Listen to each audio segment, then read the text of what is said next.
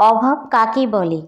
অর্থনীতি ক্লাসে শিক্ষক রুমে ঢুকেই সামনে বসা ছেলেটিকে প্রশ্ন করলেন, অর্থনীতিতে বস্তুগত বা অবস্তুগত কোনো দ্রব্য পাওয়ার আকাঙ্ক্ষাকেই অভাব বলে। ছেলেটি উত্তর দিল, এটা তো অর্থনীতির ভাষা।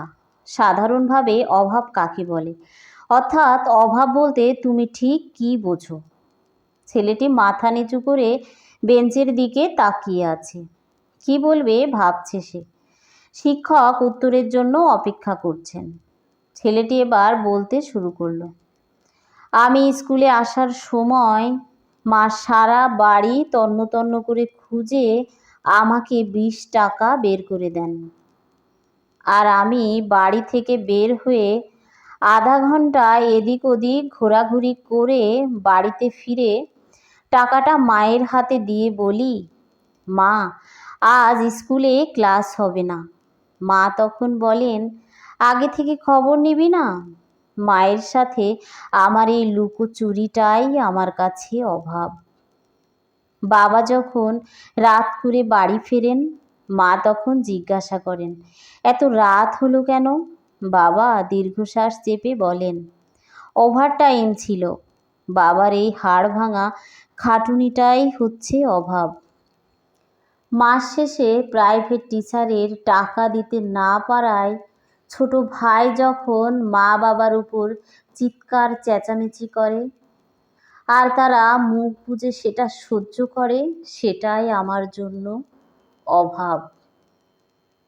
মাকে যখন দেখি ছেঁড়া শাড়ি সেলাই দিতে দিতে বলে, শাড়িটা অনেক ভালো, আরও কিছুদিন পরা যাবে, সেটাই আমার কাছে অভাব।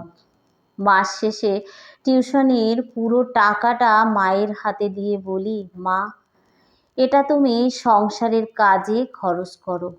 মা তখন একটা স্বস্তির হাসি হাসেন।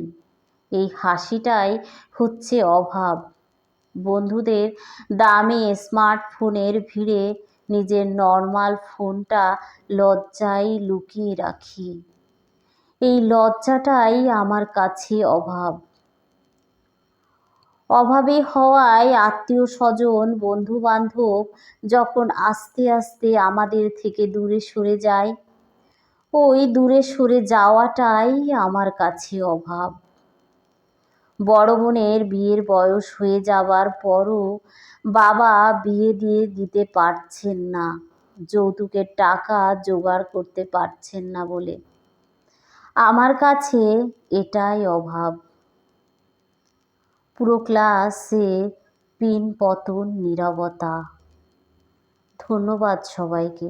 সবাই ভালো থাকুন, সুস্থ থাকুন। এই শুভকামনায় এই পর্যন্তই।